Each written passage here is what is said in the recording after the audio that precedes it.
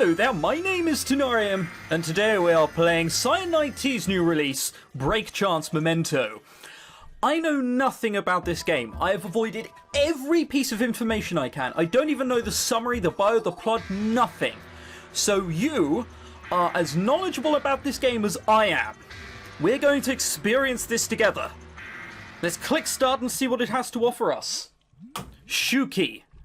We can't have a Dave this early on, can we? We can't start calling people Dave because of their names. Also, nice moving effect, something you don't see in visual novels. Though it's weird. Hang on, these just look like, what are they called? Like jelly baby bubbles. I bet they taste shit though. Shuuku! The cold is the first thing Shuuku notices. He opens his eyes but is surrounded by an oppressive darkness. A pair of hands, white like death, reaches down for him. From the ripples of the surface, he can make out that he's submerged underwater. Yeah, that and the noise. The noise is a giveaway as well. And the bubbles. He reaches for the pair of hands, but the water around him feels like molasses. He can't move. There is no oxygen, there is nothing but cold solitude and a few bubbles created by his futile movements. Where are you? It's so lonely. A voice whispers to him. Shuuku can't decide whether it sounds desperate or accusatory, but it's intense. I can't anymore. The voice crackles like static and fades until Shuuku can't make out the words anymore. I think for ease's sake we'll call it Shu, so I don't keep probably mispronouncing that name over and over again. Okay? Good. Shu begins to feel the darkness press in. He's helping, sinking. The lack of oxygen gets to him now. A painful cry catches in his throat, but he doesn't make a sound. Seeing no way out, Shu closes his eyes and lets the cold water take him. Jesus Christ, no, wouldn't your survival instinct kick in? Like, I don't want to fucking die, not just... Oh, shit, well, I've thought about this, and I think I just die most of the time, so... Here we go! What a morbid person Shu must be. Oh, it's a dream, of course. Shu opens his eyes, a neon pink light gradually coming into view. His heart pounds as if he's been running from something with all of his might, and it takes him a moment to regain his bearings. What was that? You look pissed off. Okay, first of all, let's look at this room. A mirror there. You know why they normally have mirrors that big which sort of mirror the bed? Yeah, that's a thing. Who designed this place? It's so tacky. Yeah, so make it seem like a 1920s high-class brothel, please. I'll take one of them. I have no idea what this is. Oh, he's blinking. That's a very nice effect. And he has another man in bed with him. Is there anything... Your hair is really weird. You'd need a strand of hair the size of... something huge to braid it that long. Also, your nipples are weird. You might want to get those checked out, mate. What was that? A nightmare, I think. But I can't remember what it was about. I can! You died and then just sort of gave up. Basically. Man, your hands look weird as shit. I think it's because his arm also looks weird, but it's because of the way his biceps draw here as well over it. It just looks like an extra bit of flab from his arm. He rubs his eyes, tired. The music is very nice. What time is it? Shu leans over to look at the clock on the nightstand. 4 a.m. is displayed in glowing pink letters. Oh, even your clock is tacky. Shu sighs dramatically and rolls onto his stomach, burying his face in the cheap Love Hotel pillows. Oh, so it is deliberately tacky. Cheap Love Hotel pillows. I hope they didn't call the hotel that. Cheap Love. That's just advertising the kind of people you don't want coming. Great, I've only been asleep for 3 hours. No wonder my body still feels so heavy. That and your muscles. Probably more your muscles. Shu nestles a little closer to his boyfriend, letting the soft, warm bed lull him back to sleep. So it's a boyfriend, not the kind of cheap love I was thinking it might be. But the hotel's phone's shrill ring pierces his ears as he starts to fall asleep again. Shu groans. Who the fuck is calling at 4 a.m. in the morning? If this isn't important, you're getting smited. Now I feel a headache coming on. Talk about crappy timing. Seeing that his companion hasn't reached for the phone at all, Shu reluctantly rolls back over again and picks it up. Hello? Your allotted time has run out. Please vacate your room shortly or press 2 to extend your time. Shu glows at the young man snoring blissfully next to him. Seriously, Ryu? Ryu? Sure, alright, at least I can pronounce that one. You couldn't even be bothered to reserve an all-night slot? Shu's indignation is rewarded with a soft snore. Ryu doesn't seem like he will wake up anytime soon. A cheapskate. It'd be one thing if he made up for that in other ways, but hey, yeah, definitely not one of our best nights. Hey, look, you've thrown your clothes on the floor. That must mean something good went on. Apparently not, though. Also, what kind of hotel goes, oh, look, fuck me, cheap love by name, cheap love by nature. They're just like, yeah, alright, you can have a room and you can leave at 4 in the morning if you want. Like, you don't have to pay for the whole night. What kind of hotel would do that? One that wants guests in and out pretty quickly. Man, this is not the kind of hotel I want to go to. In fact, Shu and Ryu spent half the night arguing after that. Anyway, I'm still really tired. That's why your body feels heavy, isn't it? But I guess Ryu would be pissed if I extended the time. I don't really feel like spending my own money either. Shu shakes his sleeping boyfriend by the shoulder. Ryu times up. Ryu groans and shifts his position but doesn't actually wake up. Shu sighs again, rolling his eyes. Well, I tried. It's not my fault if he won't wake up. Did you try, though? That was not particularly full of effort, was it? Well, done all I can, you know? Pathetic. After pulling himself out of bed, Shu groggily puts his clothes back on and leaves the room, yawning all the while. Here's another background to sort of take apart. It's very nice. The road's very well done. If I didn't know better, I'd say this is a photo that with a filter over it with the by the way the road's been done, but I know it's all been drawn. There's something ridiculous like 60 or 50 CGs in this game. It's mental. Yeah, it's a very nice looking background. I mean, there's not much more I can say. The leaves are drawn properly and not just smudged. Everything looks nice. Shu takes in the humid night air with a deep breath. It's been a while since he's been out on the streets this late. Oh, great. Is this what we look like? Am I playing an eco-warrior? Not even that. The way that his hair goes, it looks like he's sort of an elf. Is he cosplaying as Link? Oh, man. It's so muggy. Did it rain earlier? I hope my hair doesn't get all puffy. Have you fucking seen it? Mate, your hair is thin as hell. Shu's thoughts linger momentarily on his abandoned boyfriend. Ryu's the only person I've dated since the school year started. It's good you're having to think this to yourself, otherwise how else would we know? We've sure been together longer than I expected us to, but I don't feel like we've actually gotten any closer. Shu soon dismisses these thoughts, their worries for another day. The buses don't run at this time, funny that, so Shu begins the familiar walk home on foot. Luckily, he doesn't have far to go. Man, I wouldn't want to be walking around in the city this late at night. There are back alleys, goddammit. Ah, this is a nice soothing number. Let's check this background out. There are a lot of backgrounds. There are certain developers who probably would just use the same background for these two things. I mean, again, it's very nicely drawn. The colour seems, I don't know what, it's odd. Hard to tell whether this is actually also the day scene which has been coloured weirdly. It's just there are certain aspects of it which do look a bit weird. I can't tell why. It might be my fuzzy eyes. Who knows? The Amamiya family, oh god, that's going to trip me up later on. Family's house is one of the many identical houses on the block, distinguishable only by the family nameplate to the right of the gate. As Shu approaches the house, he sees that a few of the lights are still on, so at least one of his family members must still be awake. Bedmaster. I'm not saying that word. Bedmaster's still up and studying as usual. What a boring guy. Yeah, what a square. He wants to do well in school.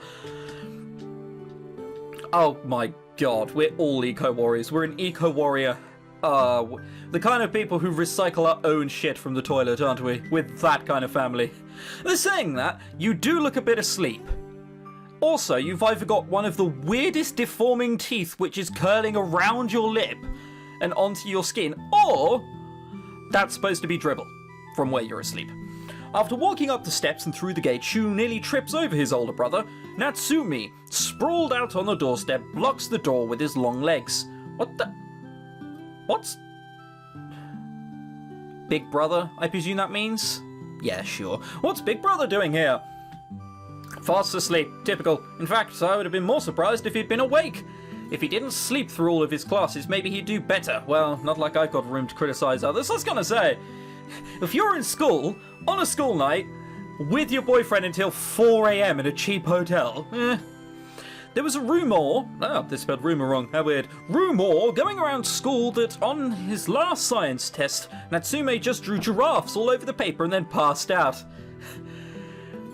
Sounds awfully like, the Red Dwarf thing. Went to take his test and just wrote I am a fish 400 times and passed out.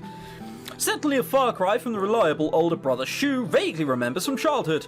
Anyway, I wonder how long he's been lying out here. Does it matter? It suddenly dawns on Shu that even for Natsume, sleeping outside is strange. Has he been kicked out? Has he done something he shouldn't have? Did he say something nice about right-wing politicians? Was he waiting for me here all night? Crap, his clothes were all wet from the rain. The rain didn't wake him up? How tired was he? Just seeing that, it's like being rained on. It's like, meh. Ain't nothing but nah chicken wing, mate. I can do that. I'd wake up immediately. I thought I told him I'd be out, but maybe I forgot after all. Feeling a rare jolt of guilt, Shu prods his older brother awake. Hey, I'm gonna say big brother, that's probably what that means. You can't sleep out here. You're going to get sick or something, and your hair and clothes... What? You're going to get sick or something with your hair and clothes soaked like that. Yeah. Natsume's eyes flutter open, and after registering Shu standing in front of him, he jumps to his feet. Wait, Shu, what time is it? I don't know, I think I left the hotel around 4 or something. Hotel? Oh, right. Shu's promiscuity is hardly a secret, but he's...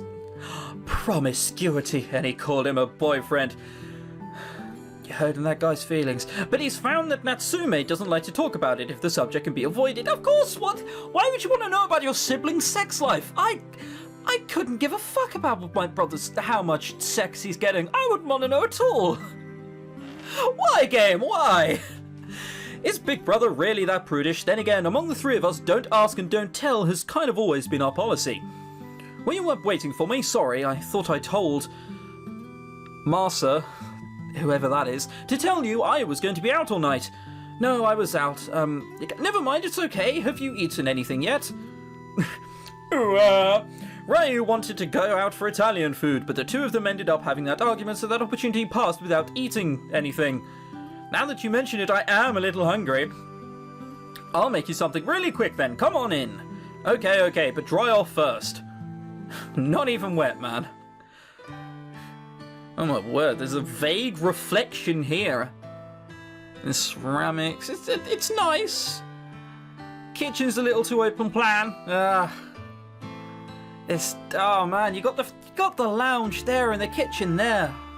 Shoddy. Oh, these people don't earn much money. How dare they? After Shu gets Natsume to dry off and change clothes, hopefully without him in the room, the two of them head into the kitchen. Natsume stares dejectedly into the refrigerator. It's nothing there. What's up? No, there's really nothing in here. Huh? I thought today was grocery day. Well, I sort of had something to do. How weird of Big Brother to miss grocery shopping. It's okay if you can't cook anything, I'll just eat something tomorrow. Well, there's enough for me to make a quick stir-fry with noodles. Can you eat that? Nothing in? A quick stir-fry with noodles? These people aren't proper fucking students. No, if there's nothing in, you have cornflakes. You have toast. You don't have a quick stir-fry. A quick stir-fry? Fuck off. These people don't know the meaning. Sure. Natsume pulls some vegetables from the refrigerator. Vegetables! These people surprise me. From the refrigerator and prepares the kitchen for cooking. What? Prepares the kitchen for cooking? As opposed to what? To sleeping? Ugh. For his part, Shu leans against the countertop adjacent to the stove and plays with his long hair while watching his older brother cook. After a few minutes, the food is done. A few minutes? Christ. Natsume scoops some of the stir-fry into a dish before sliding it over to Shu and handing him a pair of chopsticks. It's nothing fancy, but I hope it tastes alright. Thanks for the meal. Shu digs in, feeling satisfied as he savours the noodles. Spelled savors wrong. After a few bites, he stops. Big brother, you're not going to eat? There's way too much left over for me to finish. Yeah, I mean, come on, let's face it, Shu, you're probably not eating a lot. Couldn't even if you wanted to. Then again, same with him. There is still plenty of stir-fry left in the pan. Shu notices and points at it. Was that sentence necessary? Isn't that what the last thing said? Oh no, I'm not hungry. I thought I'd make some extra for Master since he's been up studying. Anyway, how's the food? Tastes great, obviously, otherwise I wouldn't be eating it. Haha. How's your job been? You're still at that cake place, right? How unlike you to ask about my job, Shu. Hey, I'm a considerate person, fuck you. Them two blinking at random intervals looks weird. Also, what the fuck is up with my eyes? They're straight. Come on, they're like fucking cruise liners, Jesus. I mean, his are more like mine, and by that I mean like really small, but yeah, whatever. We make it sound like I don't care. The topic just never really comes up. That's a terrible excuse. That just means you don't care. You fucked it, well done. And it's not like there's much to do while we're eating. I see, well, it's been alright, hard work, but nothing I can really complain about. Your cooking's gotten better since you started working there, I think. Don't say that! You had to say better than it was before, because if you just say better, you're implying that it was bad to begin with. Oh man, Shu, he just doesn't get it. Little elf Shu. I'm a lot more conscious of the freshness of ingredients and stuff now, maybe? I guess so. Doesn't give a fuck. Look at that. Yeah, I guess. I wish I hadn't fucking said anything. And look at that stone cold face. The conversation dies after that, and an awkward silence hangs in the air. I just never know what to talk to Big Brother about. I know I'm gonna get corrected if that's not actually what Big Brother is. Hang on a minute, is it Big Brother like Ni-chan or a Ni-chan or something? Alright, I have no idea what it is then. Did we skip something? No. Oh yeah, shouldn't you go get Masa before the food gets cold? Alright. Natsume trots upstairs to where Masaharu and Shu's rooms are. Shu hears Natsume knock on Masa's door. Masa, Shu's home. Why should I care? We've all found the angsty teenager, ladies and gentlemen. Angsty teenager alert. Oh, come on, please come in and just be like, black hair, white skin, eyeshadow, please. Oh, don't be like that, Master. We're brothers, aren't we? Aniki, it's like 5 in the morning. There is that. I guess we did just wake them up in the... Actually, maybe they're not so emo. Maybe it's completely understandable. Yes, and, as usual, and he's like a stupidly hyper puppy that's just about to get kicked. Never mind, what do you want? I made some food, you want some? It's 5 in the morning! I don't know if I should, and I'm really not that hungry. Come on, I just made it, it's still hot. Oh, fine, I get it already, so stop giving me that look. How the fuck are we hearing this from here? I do not know. The two of them enter the kitchen before long. Oh, you're not even emo. Come on, you even look like a bit of a jock.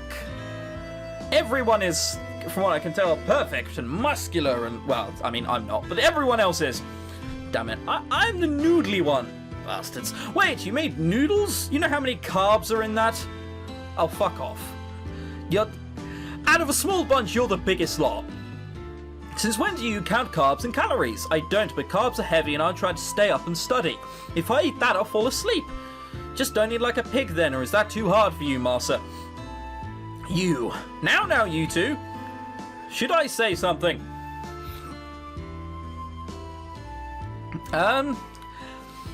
Is there an option for me to just say nothing? Because it's all a bit weird at the moment. If you don't like it, make your own seems like an unnecessarily harsh answer. So what is essentially, do you want to eat some of my noodles? No double entendre intended. And maybe Masa has a point about... I think he kind of has a point. We've just woken him up at 5 in the morning and be like, hey, do you want noodles? What? No. That sounds like a terrible idea. Yeah, let's go with that one. I think he's right in this scenario. But damned if I'm going to admit that. It's alright if you don't want to eat it, Master. I'll put it away. Can you just make me some coffee? I didn't say that I wouldn't eat it. Oh, that's right. You wanted us to clamber over you, did you? Bastard. Also, coffee? Also, why are you looking so sketchily to the side? Also, why can't you just make your own coffee? Jesus, you're in the room now, aren't you?